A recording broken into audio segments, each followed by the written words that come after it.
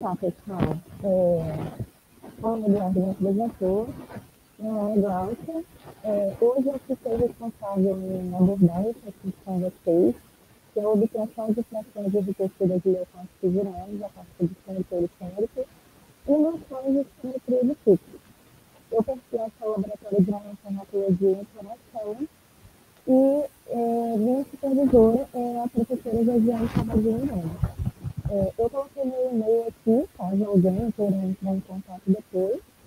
Tá ok, pessoal? Então, só me perguntar e eu entrar em contato para estar à disposição de vocês. Bom, então vamos começar, né? Eu decidi começar pelo início, literalmente. Então, falando um pouquinho dos leucócitos, que são células produzidas pela Glaucia, medula. com Oi, licença, desculpa interromper, o seu áudio ele tá muito baixinho, tá peraí. meio abafado. Deixa eu ver se melhorou. Melhorou um pouco. Peraí. Sim, agora melhorou. Melhorou? Melhorou. Então vou ficar aqui segurando. Então, falando primeiramente dos leucócitos. Eles são células produzidas na medula óssea que compõem o nosso sistema imune, também denominadas como glóbulos brancos. Né? Essas células são células altamente especializadas em proteger o nosso organismo contra patógenos e moléculas exógenas. Essas células, né, do sistema imune, as células periféricas, elas podem ser divididas entre células circulantes e células residentes. Por exemplo, os neutrófilos, eosinófilos, basófilos, monócitos são células circulantes, enquanto, por exemplo, os mastócitos, célula dendrítica também podem ser considerados células residentes que ficam lá nos tecidos, né, patrulhando os tecidos à espera de encontrar algum patógeno ou alguma molécula estranha. Essas células, elas também podem ser classificadas dependendo do braço do sistema imune ao qual elas pertencem. Como um exemplo, novamente, os neutrófilos, eosinófilos, mastócitos, monócitos, basófilos e células natural killer são consideradas células do sistema imune inato, enquanto os linfócitos B e linfócitos T são células do sistema imune adaptativo. Como eu disse anteriormente, todas elas altamente especializadas em proteger o nosso organismo contra patógenos. Então, vocês podem me perguntar, então, quais seriam as vantagens da purificação de leucócitos? Bom, a primeira vantagem fundamental é você conseguir estudar de forma aprofundada quais os tipos de resposta que a fração celular alvo do seu estudo, né, é capaz de gerar ou não quando estimuladas por determinados micro-organismos ou moléculas. Então, você purificando, tendo um processo de purificação de alta... tendo um método de purificação preciso, vamos dizer assim, né, que você obtém uma alta taxa de pureza naquilo ali, você vai conseguir estudar de forma aprofundada e de forma satisfatória qual é o tipo de resposta que a sua célula-alvo é capaz de dar sem nenhum tipo de mascaramento, né, sem nenhum tipo de viés de uma possível fração contaminante. Porque dependendo do seu estudo, né, da sua célula-alvo, talvez uma pequena porcentagem de uma célula contaminante pode vir a mascarar ou sobrepor a resposta que você esteja estudando. Então, você tendo um método eficaz nessa purificação, você consegue evitar respostas cruzadas oriundas de outras frações celulares contaminantes. Então, existem praticamente 3 métodos para a gente conseguir realizar essa purificação de leucócitos. O primeiro, que também vai estar no vídeo lá mais à frente para vocês explicado, é o gradiente, é por meio do gradiente de Ficol.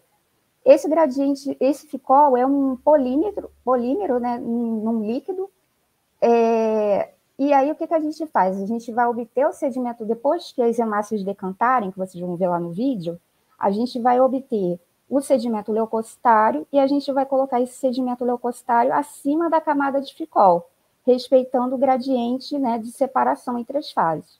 Após a centrifugação, a gente vai obter no meio do nosso tubo esse anel de células mononucleares, né, que são compostas por linfócitos e monócitos, e abaixo, na parte inferior do tubo, a gente vai ter os eritrócitos e os granulócitos, né? sendo que os granulócitos é que vão estar em maior número aqui, porque os neutrófilos são o tipo celular que está circulando em maior número no nosso sangue periférico, né? Então, a gente fazer uma purificação de neutrófilos a partir do gradiente de Ficol, a gente vai obter uma pureza de aproximadamente de 90% a 94%. E para estudar os neutrófilos, essa taxa de pureza é ok. Tá ok, pessoal? Mas, por exemplo, lá no laboratório, a gente também faz a purificação de eosinófilos. Então, para a gente purificar os eosinófilos, a gente não vai conseguir uma pureza elevada só fazendo o gradiente de Ficol. Então, a gente vai ter que partir para o nosso segundo método, que seria por seleção imunomagnética.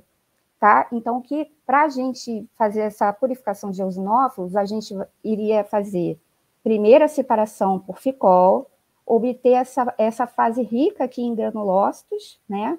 E daqui a gente vai incubar com esferas magnéticas e anticorpos. Aí eu vou dar uma paradinha aqui e explicar para vocês que a seleção imunomagnética pode ser tanto negativa quanto positiva. Eu vou dar uma explicada aqui. Lá no laboratório, o que a gente faz é a seleção imunomagnética negativa, tá? Isso de ser negativa ou positiva vai depender da especificidade dos meus anticorpos, desse coquetel de anticorpos que eu estou utilizando. Numa seleção imunomagnética negativa, esses anticorpos eles vão ser específicos para todos os tipos de célula, menos para a minha célula-alvo, no caso os eosinófilos. Então, eles vão ser específicos para basófilos, vão ser específicos para neutrófilos, vão ser específicos para hemácia, menos para eosinófilos.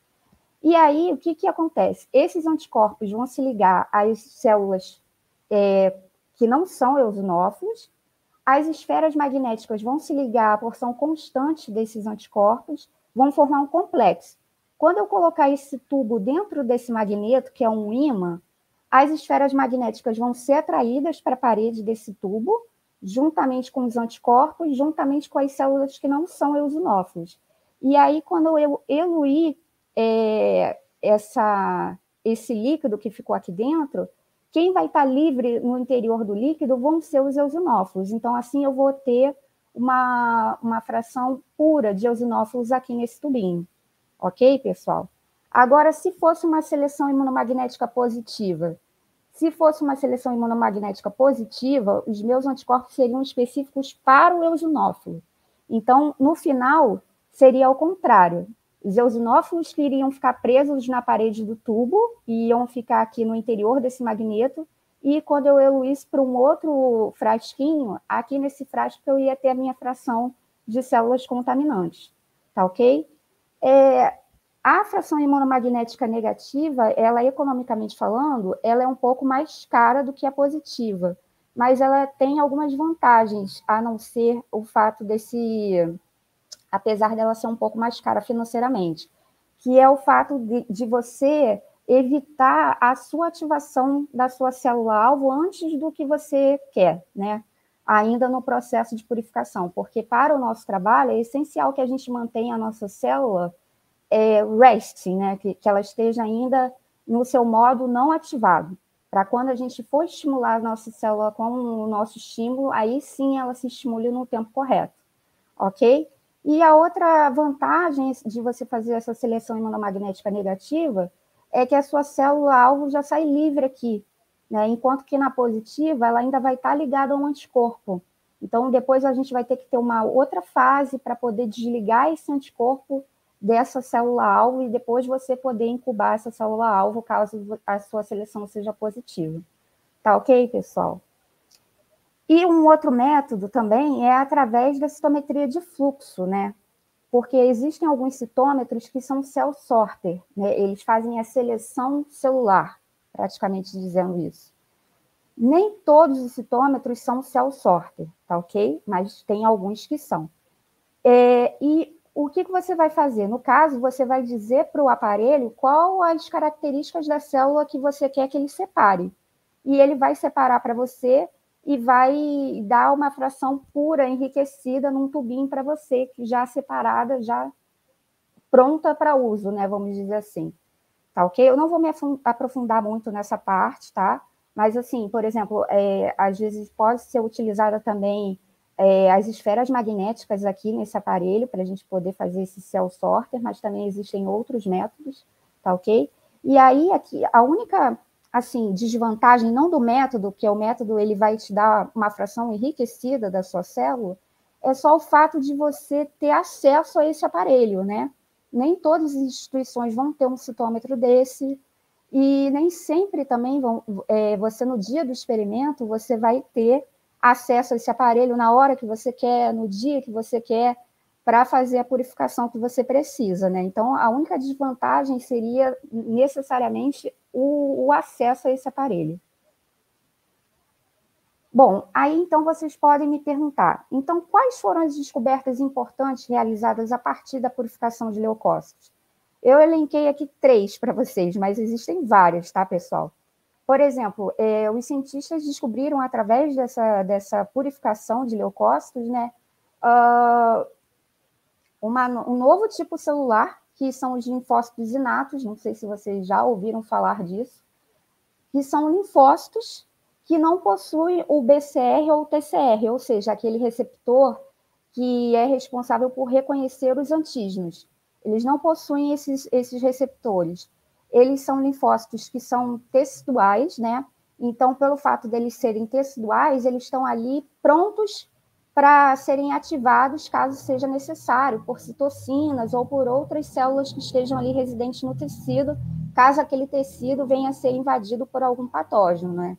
Então, a resposta deles é praticamente imediata, enquanto que os linfócitos, você vai ter que esperar a célula dendrítica reconhecer o antígeno, processar o antígeno, levar para o linfócito ser ativado, né, reconhecer esse antígeno ser ativado, proliferar e migrar até o tecido e começar a atuar. Então, esse processo todo, né, da ativação do sistema imune adaptativo vai levar dias até que os linfócitos TCD4, TCD8 possam vir a atuar, enquanto que esses linfócitos inatos vão atuar prontamente, tá?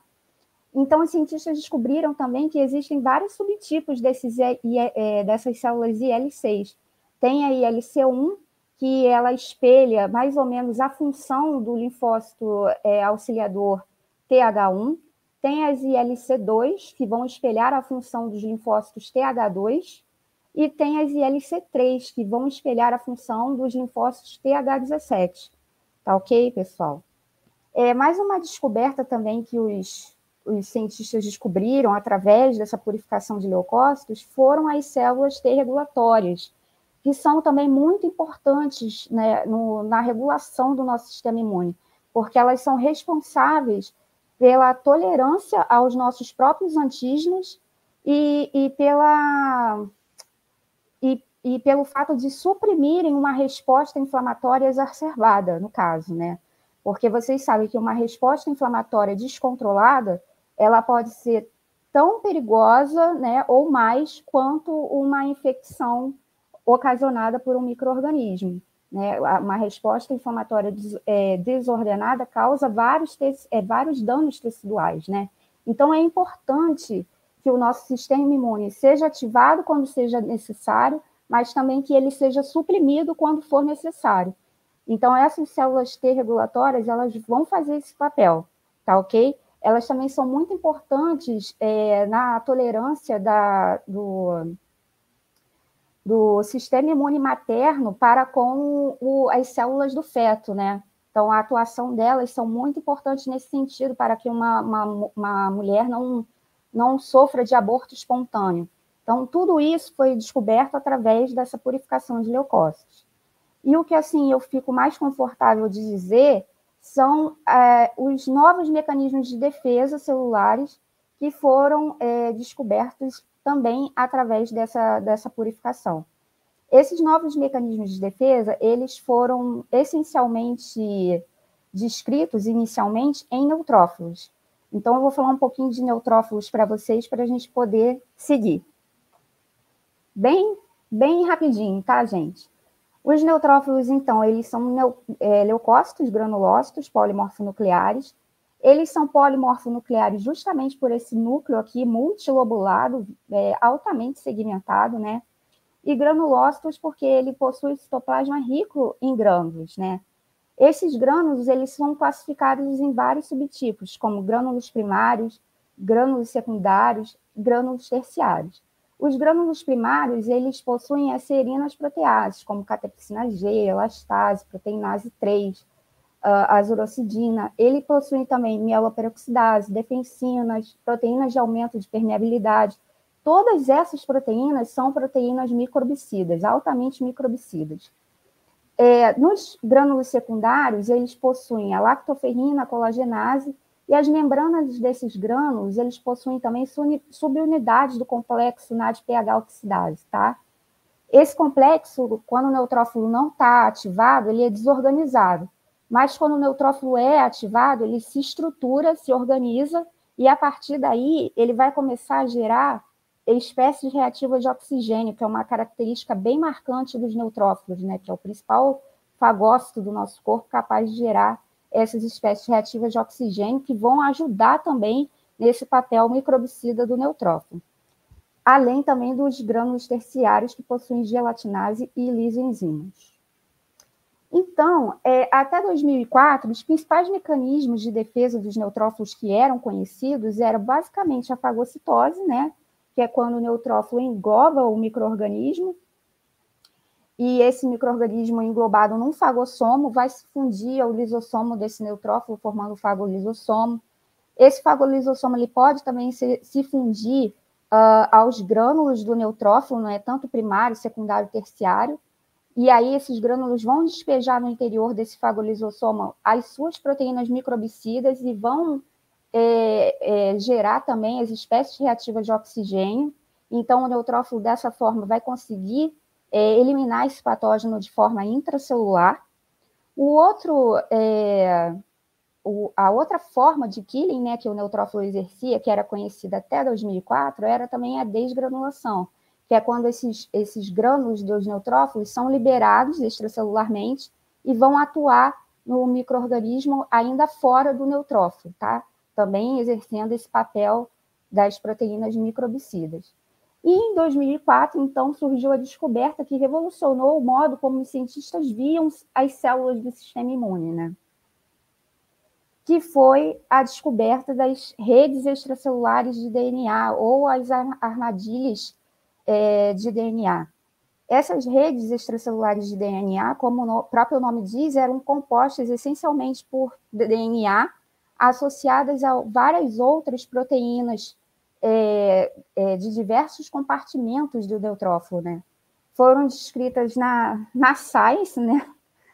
Logo na Science, né? Nada, pouquinha coisa, e ganharam a capa da Science, inclusive, aqui a gente pode ver na microscopia eletrônica de varredura as NETs, as fibras aqui, né, as redes extracelulares, e quem conseguiu, né, descrever esse novo micro-organismo foi Brinkmann e o Zielinski, em 2004. Então, é uma descoberta relativamente recente, né, vai fazer ainda aí 20 anos. Então, aqui é para vocês verem como é a estrutura dessas redes extracelulares, né, de DNA. Como eu falei para vocês, elas também estão associadas a várias outras proteínas de compartimentos diferentes do neutrófilo, como estonas. As estonas são proteínas que ajudam a enovelar o DNA quando ele está condensado, né, no núcleo, no neutrófilo não ativado, né, no caso. A gente tem também proteínas de grânulo, como mieloperoxidase, catepsina G, elastase. A gente também tem a calprotectina, que não está aqui descrita, mas é uma proteína do citoplasma do neutrófilo, que também está associada às redes extracelulares de DNA, ajudando nesse papel de contenção do micro-organismo. E aqui a gente consegue ver, né, representado o micro-organismo preso nessas redes extracelulares de DNA, que foi o que eles justamente viram nesse trabalho de 2004, que as NETs, elas conseguem conter essa infecção, então, conter de forma local essa infecção, ajudando a que essa infecção não se alastre para o restante do organismo, e, além disso, ela pode, por ela associar várias proteínas microbicidas, né, ela ajuda na eventual morte do patógeno, tá ok, pessoal? Pelo fato de estarem associadas essas proteínas de grânulos microbicidas, as próprias estonas por si só são proteínas altamente citotóxicas, tá? Então, tudo isso ajuda a conter a infecção e eventual morte do patógeno. Aqui é uma microscopia eletrônica de varredura desse trabalho de 2004 deles, onde eles mostram essas bactérias, tanto gram-positivas quanto gram-negativas, associadas a essas redes extracelulares de DNA, tá ok? E isso tudo foi descrito primeiramente, inicialmente, em neutrófilos. Aqui eles buscaram ver, né, que até então foi o primeiro trabalho que estava descrevendo esse novo mecanismo, né, de defesa dos neutrófilos. Então, eles buscaram observar do que eram compostas essas redes extracelulares de DNA, de redes extracelulares, que até então eles não sabiam que era de DNA, né, mas agora já se sabe. Então, eles fizeram uma imunomarcação para elastase, outra para DNA e outra para estona. Então, eles foram vendo aqui marcadinho em verde a elastase, em azul o DNA, e em vermelho o complexo de estonas. Então, eles viram que essas redes, além do DNA, possuíam outras proteínas do neutrófilo. Então, desde 2004 para cá, vários trabalhos já descreveram que diversos micro-organismos são responsáveis por induzir esse processo de NETs em neutrófilos, tá? Como bactérias, protozoários, vírus e fungos. Todos, vários representantes de cada grupo já foram descritos por induzir esse processo em neutrófilos. Mas aí vocês podem me perguntar, então as NETs trazem só benefícios? Então, o que eu posso dizer para vocês é que, infelizmente, não. As NETs não trazem só benefícios, elas estão altamente ligadas, por exemplo, a doenças autoimunes, tá, pessoal? Por exemplo, pessoas que sofrem de lúpus eritematoso sistêmico ou artrite reumatoide, existem trabalhos que já descrevem que esses pacientes que sofrem dessas doenças autoimunes, eles têm uma facilidade em gerar NETs espontâneas muito grande, né? Ou seja, eles geram NETs sem o estímulo de um patógeno, seria quase que uma geração de NETs estéril, né? Então, e esses pacientes também, além de eles liberarem NETs espontaneamente, eles têm dificuldade em degradar essas NETs do seu organismo. Então, vocês imaginam, né, uma pessoa que está sempre liberando o seu próprio DNA, e que aquilo fica por um período de tempo relativamente longo, sem ser destruído, né, no tempo necessário, aumenta-se muito o risco de uma outra célula qualquer reconhecer aquele DNA como uma molécula não própria, né, como um antígeno não próprio. E aí você começar a ativar linfócitos e começar a gerar autoanticorpos. Então, a gente, depois dessa descoberta das NETs, a gente conseguiu ver a associação desse mecanismo com essas doenças autoimunes. Além disso, as NETs elas estão muito ligadas ao câncer, no sentido de piorar o prognóstico, porque elas estão muito envolvidas com a metástase de células tumorais, e muito envolvidas também com uma característica marcante dos cânceres, que é ocasionar trombose. Elas também são facilitadoras de trombose, assim como os tumores, né, de forma geral, também podem promover trombose.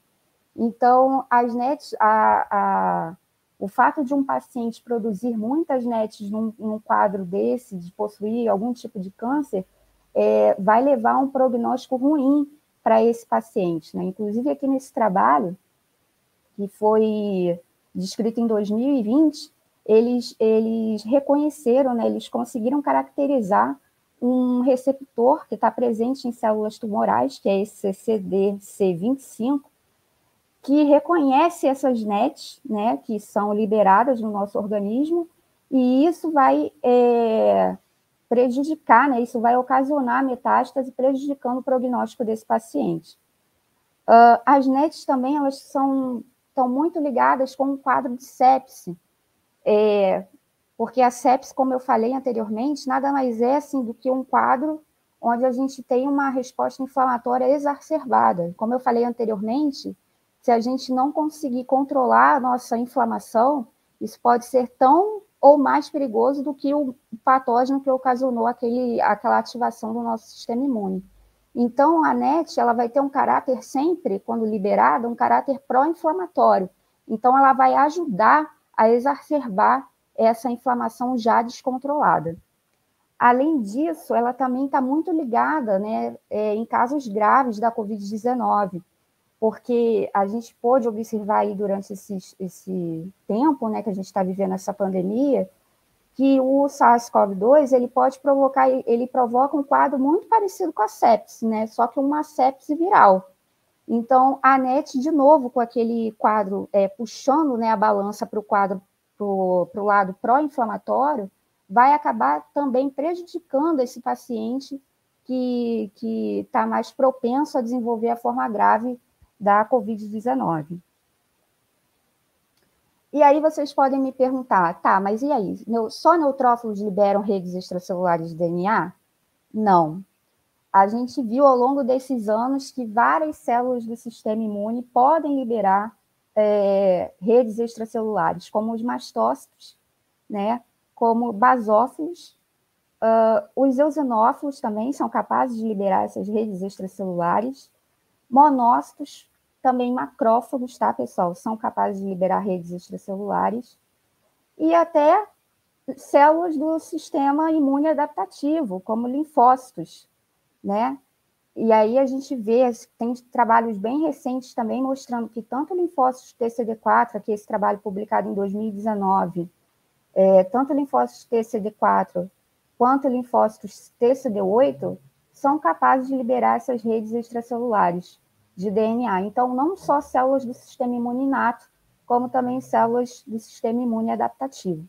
Tá ok, pessoal? E aí eu vou falar para vocês que essas redes extracelulares de DNA, elas também não são só um requisito humano, né? Vou dizer assim, elas não acontecem só na espécie humana.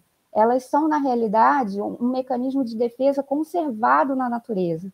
Aqui eu trouxe uma revisão para vocês que mostra exatamente isso, que ela é uma arma antiga que é utilizada em diversas espécies diferentes. Aqui tem uma tabela nesse artigo que a gente consegue ter uma ideia, né, que humanos, camundongos, ratos, cavalos, cachorros, gatos, né, várias espécies de mamíferos são capazes de liberar essas redes extracelulares de DNA, como pássaros também, tá ok, pessoal? Peixes e até plantas. Eles observaram que até plantas são capazes de liberar essas redes extracelulares de DNA e utilizar isso como mecanismo de defesa. Nesse artigo, eles mostram que quando eles tratam a espécie de planta, né, que eles estavam estudando lá, quando eles tratavam o solo com DNase, que é uma enzima que cliva, né, as redes extracelulares de DNA, essa planta ela se tornava mais propensa a ser infectada por bactérias e por fungos,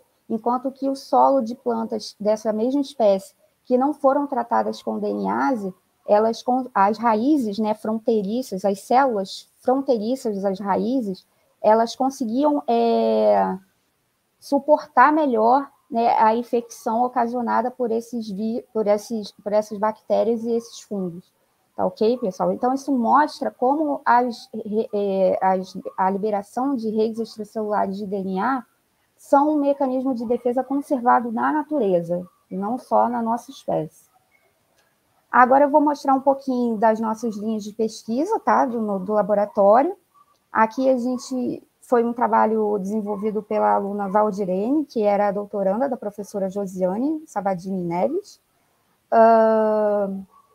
onde eles mostram aqui que os eosinófilos foram capazes de induzir, né, essas redes extracelulares de DNA, que é chamada de ET, né, derivadas de eosinófilos, então ET, quando desafiados com o fungo Aspergillus fumigatus. E, além disso, aqui a gente mostra também quais são as vias de sinalização por onde o Aspergillus fumigatus induz esse processo nos eosinófilos, tá? Porque o que acontece? Dependendo do estímulo que a gente use, o resultado final pode ser o mesmo, que é a liberação de redes extracelulares de DNA. Mas o caminho, a via por onde isso ocorre dentro da célula, pode se diferenciar, dependendo do estímulo e dependendo do tipo celular também. Então, aqui a gente conseguiu definir um pouco as etapas, né, dessas vias de sinalização que o aspergilo desperta no eosinófilo para liberar essas ETs. Aqui também foi um trabalho realizado lá no laboratório, onde a gente consegue observar, né, descrever também quais foram as vias de sinalização que o Aspergillus fumigatus ele induziu a liberação de redes extracelulares de DNA nos neutrófilos, tá? Então, aqui descrevendo mais uma vez as vias de sinalização, porque assim, a gente sabendo quais as vias de sinalização, se de repente aquelas redes extracelulares de DNA forem prejudiciais para o organismo hospedeiro, a gente pode, conhecendo por qual caminho que ela segue, a gente pode bloquear esse caminho e aí evitar que a liberação de NETs ou ETs seja ainda mais prejudicial para o organismo hospedeiro. Aqui também é um trabalho, né, realizado com outro fungo, que é o Stoplasma capsulatum, que é um fungo capaz de acometer tanto indivíduos imunocompetentes quanto imunocomprometidos, que esse fungo também é capaz de induzir esse processo de liberação de NETs em neutrófilos humanos, que até então, né, até 2020, não se sabia se esse fungo era capaz de induzir esse processo em neutrófilos, e além disso também descrever algumas etapas da via de sinalização. Então, gente, para deixar bem claro tudo isso, todas essas descobertas só foram possíveis pelo fato da gente conseguir realizar a purificação desses leucócitos. Tá ok, pessoal? Todas essas descobertas só foram possíveis através desses métodos. Então, mas aí vocês podem me perguntarem, tá, mas aí como é que eu vou conseguir observar qual foi a pureza, né, do método que eu utilizei para realizar esse isolamento, né, essa purificação? Então, um meio que a gente pode utilizar para a gente conseguir ver essa pureza, né, do meu processo pode ser a citometria de fluxo. Que eu falei para vocês anteriormente, que ela pode ser utilizada, inclusive, para fazer a própria purificação. Então, além dela fazer a própria purificação, caso o citômetro seja um cell sorter, ela também pode aferir a pureza da sua purificação quando feita por outros métodos. Então, aqui eu vou falar só um pouquinho, tá? Das noções básicas da citometria de fluxo. Então, a gente vai começando a destrinchar as palavras, que cito quer dizer célula, metria, medida e fluxo, movimento. E essa técnica nada mais nos permite analisar simultaneamente, né? É uma técnica multiparamétrica que chama, porque ela permite analisar simultaneamente múltiplas características de células ou partículas microscópicas suspensas em um meio líquido e em fluxo contínuo. Tá bom, pessoal? Então, você consegue ver vários parâmetros, analisar várias coisas simultaneamente em um curto período de tempo, através da citometria de fluxo. Então, é uma técnica que permite a gente identificar, caracterizar, contar e separar o que a gente precisa. Então, ela nos permite avaliar uma vasta, uma variada gama de amostras, né, de diversos tamanhos, como desde uma bactéria de 0,5 micrômetros até uma célula do sangue periférico de 14 micrômetros, né? Então, amostras ou partículas de variados tamanhos.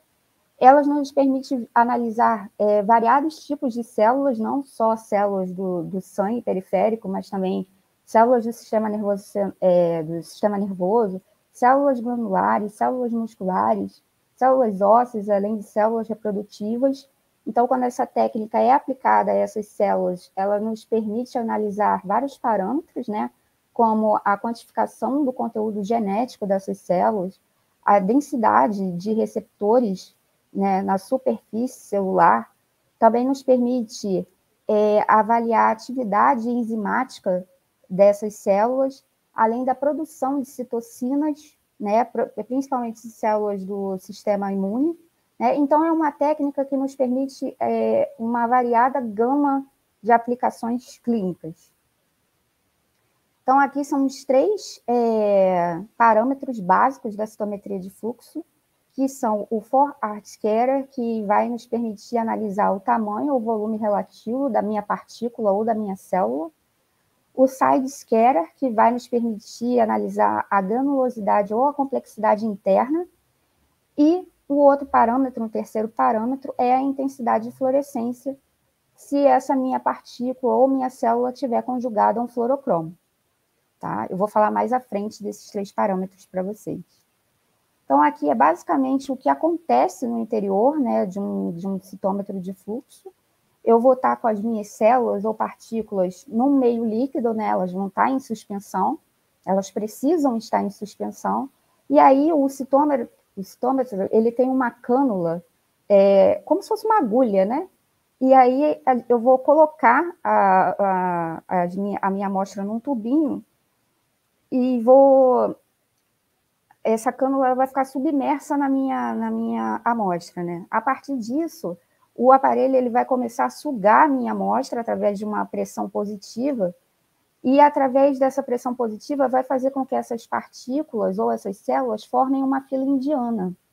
E essas células elas vão ser interceptadas individualmente pelo laser que o aparelho possui em seu interior também.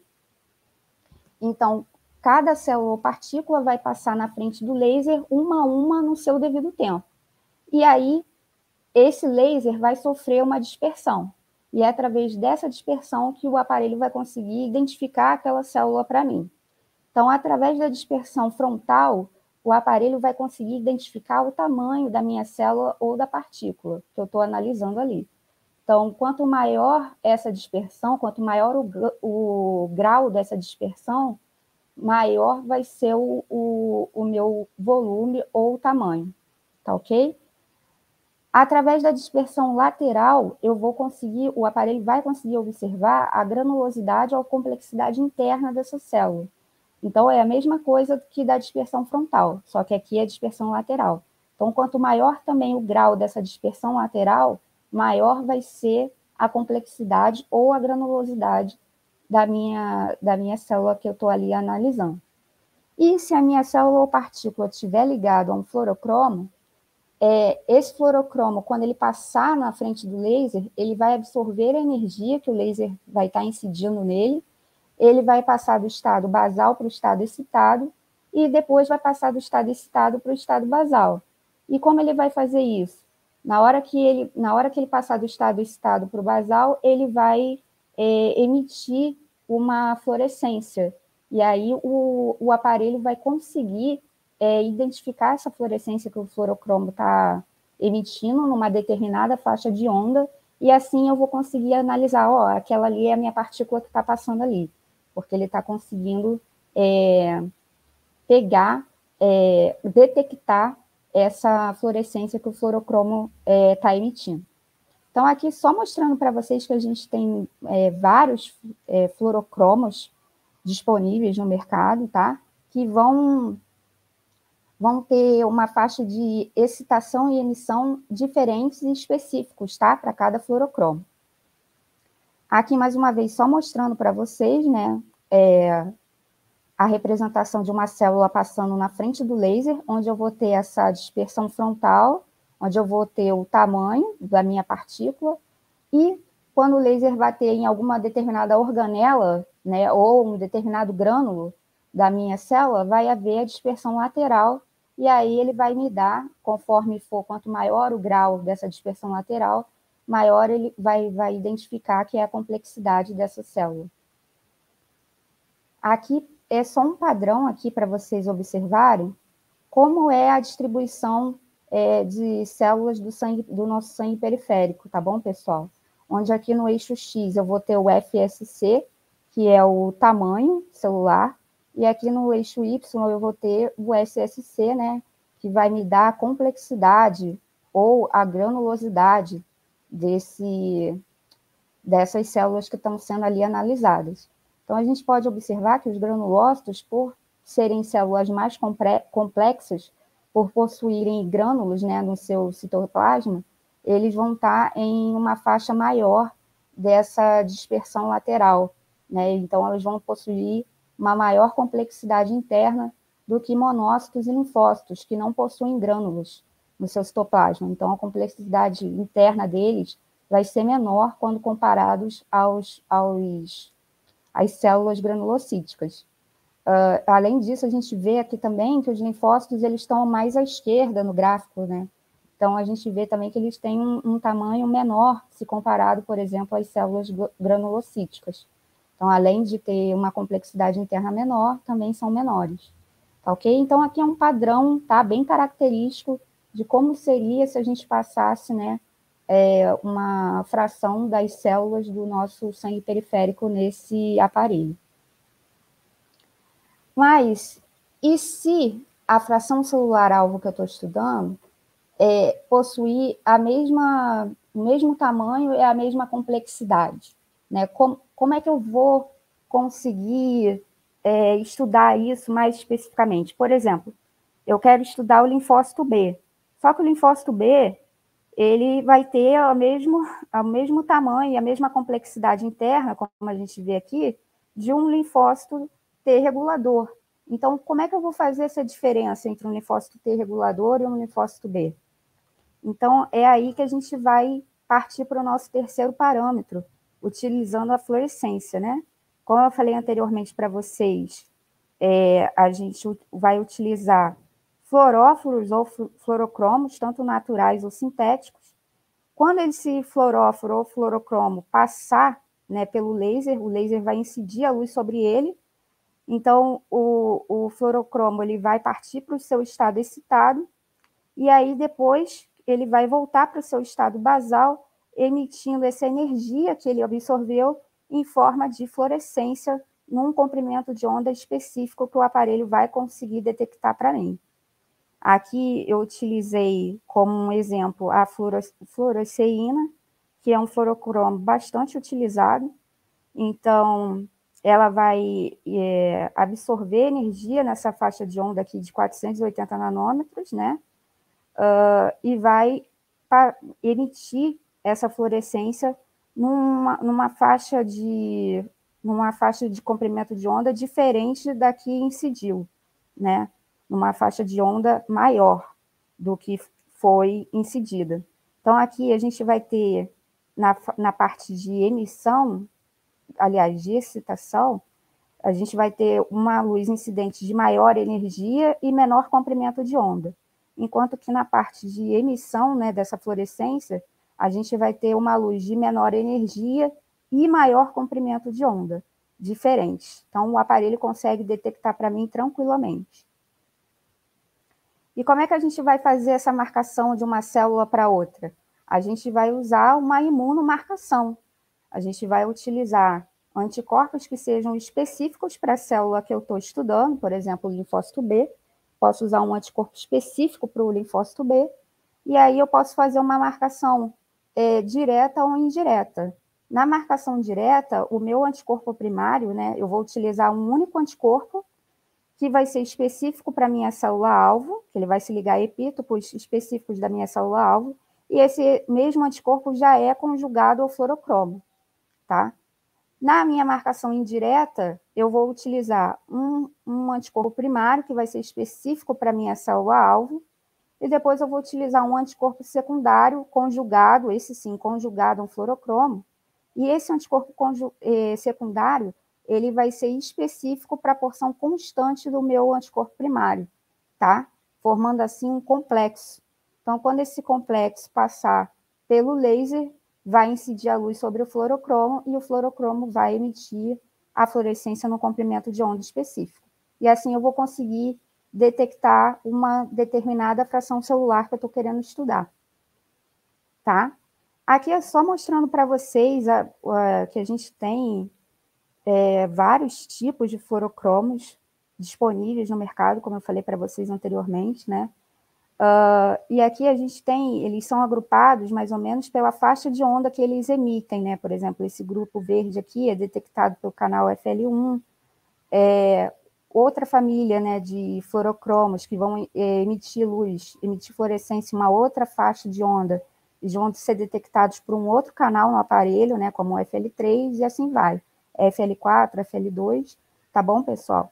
Então, o que eu tenho que tomar cuidado, né, também, que eu tenho que me atentar, é quando eu for fazer 2 marcações na minha amostra, né? Por exemplo, eu quero estudar linfócitos B, mas eu quero marcar também linfócitos T regulador. Então, eu preciso usar anticorpos, claro, específico para cada tipo celular que eu vou estudar, mas eu também preciso me atentar a qual fluorocromo que eu vou usar. Eu não posso, por exemplo, usar o FIX e o Alexa 488, porque eles vão basicamente emitir a fluorescência num comprimento de onda bem próximo. Então, o aparelho ele pode confundir, né? Um sinal pode sobrepor o outro. Então, eu tenho que, quando planejar um experimento, me atentar a esse fato. Então, se eu for usar o FIX como um fluorocromo para um determinado tipo de celular, eu tenho que utilizar um outro fluorocromo que emita a fluorescência num comprimento de onda completamente distinto, por exemplo, o PI, e aí o aparelho não vai ter como confundir, né? Porque como eles emitem fluorescência num comprimento de onda completamente diferente, não tem como o aparelho confundir os sinais, nem sobrepor os sinais. Então, aqui é só mostrando para vocês a subdivisão do sistema, né, de um citômetro de fluxo, onde eu vou ter o laser, onde ele vai ter uma luz estável, monocromática de alta energia, que é onde as minhas células vão ser interceptadas, né? Então, eu vou ter também o sistema fluídico do citômetro de fluxo, né, que a minha amostra tem que estar em suspensão para que o citômetro consiga sugar essa amostra, né? Então, eu vou ter a minha parte fluídica do sistema, onde as células marcadas ou não com fluorocromo serão conduzidas por um fluxo hidrodinâmico contínuo e vão ser interceptadas pelo laser. Eu vou ter também no citômetro um conjunto de sistema óptico, que é formado por espelhos, né, e por filtros, que vão conseguir detectar essa dispersão que o laser vai sofrer, né, bem como a fluorescência que os fluoróforos vão emitir, né? Então, esse conjunto de filtros e espelhos que geram e coletam os sinais luminosos oriundos da emissão do fluorocromo e da dispersão da luz. E, além disso, eu vou ter também um sistema eletrônico, num citômetro de fluxo, que vai converter esses sinais gerados pelo sistema óptico, né, em sinais digitais proporcionais, além de processar e transmitir essas informações que o citômetro gerou, né, para o software do aparelho, no computador, para que a gente possa fazer a interpretação desses dados. Então, quais são as vantagens da citometria de fluxo? Várias vantagens, né, pessoal? A gente só tem vantagens na citometria de fluxo. Porque, como eu falei, é uma avaliação multiparamétrica, onde você consegue ver, analisar vários parâmetros de forma rápida e simultânea. Então, você consegue, daquela sua amostra, consegue coletar inúmeros dados, tá? Então, a gente avalia um grande número de células e partículas em suspensão simultaneamente, consegue avaliar em um curto período a análise de amostras independentes do parâmetro investigado, ou seja, independente do que você esteja investigando ali, do parâmetro que você está analisando, aquela aquisição daquela amostra vai ser muito rápida, e além da alta sensibilidade e especificidade dessa técnica. Aqui é para vocês observarem, coloquei a fotinho, né, de vários citômetros que estão disponíveis no mercado atualmente. Tem citômetros que conseguem analisar até mais do que essas 8 cores que eu coloquei aqui, né? Então, a gente tem citômetros que conseguem analisar até 4 cores simultâneas, 8 cores simultâneas. O que a gente tem, né, no nosso programa de pós-graduação de farmacologia e farmacologia e química medicinal é o Acure C6, que é um citômetro de fluxo muito fácil de ser utilizado. O software dele é muito intuitivo, tá? É um citômetro muito bom mesmo, pessoal. Então, ele consegue analisar até 4 cores diferentes, e isso pode ser estendido até 6 cores. E, assim, o que me chama a atenção nele é o fato do software dele ser bem tranquilo e intuitivo de utilizar, né, frente a outros citômetros que eu já vi.